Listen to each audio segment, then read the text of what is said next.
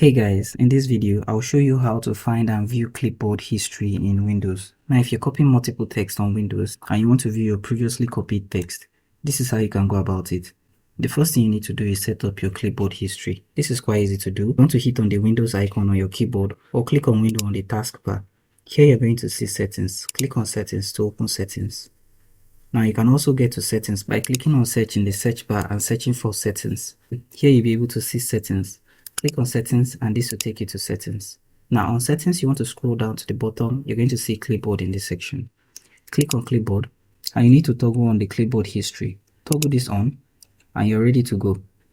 When editing text or using a Word document, to find or view your clipboard history, hit on your keyboard Window plus V and this will bring out your clipboard history.